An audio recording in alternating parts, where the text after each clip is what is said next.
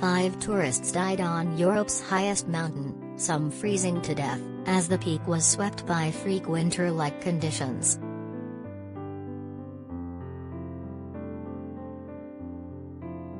Four women and one man were killed close to the summit of 18,510 feet Mount Elbrus in Russia.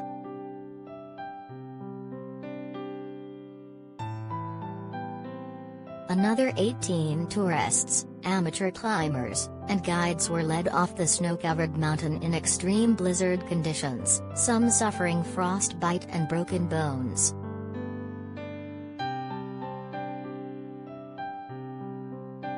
Eleven of the survivors were taken to hospital.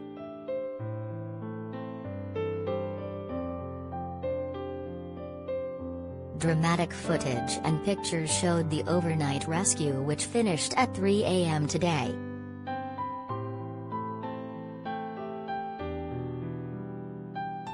Anna Makarova, 36, from Yakutsk, described as in perfect physical shape, died in the arms of mountain guide Igor Daykov after suddenly becoming unwell in the atrocious conditions some 300 feet from the peak, said a tourism source.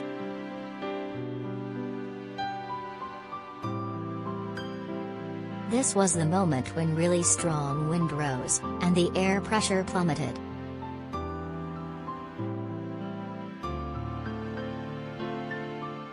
Anna asked the guide to get her down, and Igor gave her tea and ammonia, but she died 40 to 60 minutes after first saying that she felt unwell.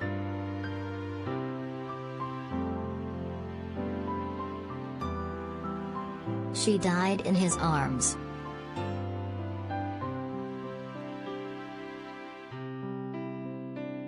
Two of the group froze to death and others lost consciousness in the sudden harsh conditions of 20°C before being rescued.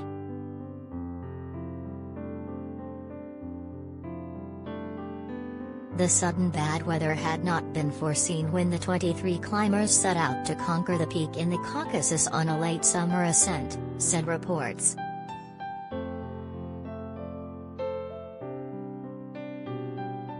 The group of Russian climbers sent out a mayday call just after 5 p.m. local time on Thursday, the regional ministry said.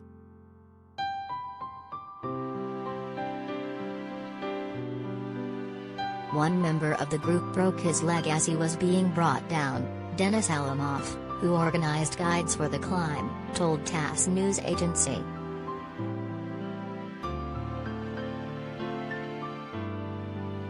Probably because of this, the group lost time. The weather deteriorated catastrophically.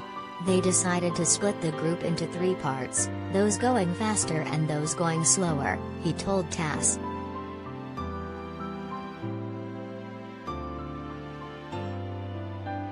As they descended, 2 more people died in one of the groups. But the decision to split up was the right one, otherwise there might have been more casualties.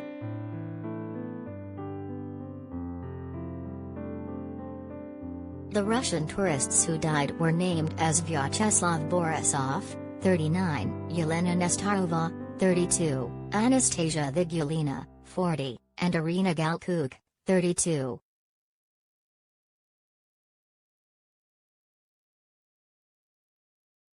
Some 69 rescuers were involved in a major operation to save the mainly non-professional climbers.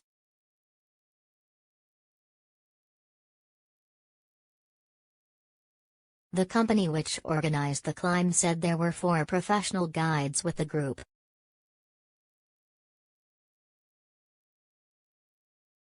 A criminal case has been opened into the deaths of the climbers and how the ascent was allowed to go ahead.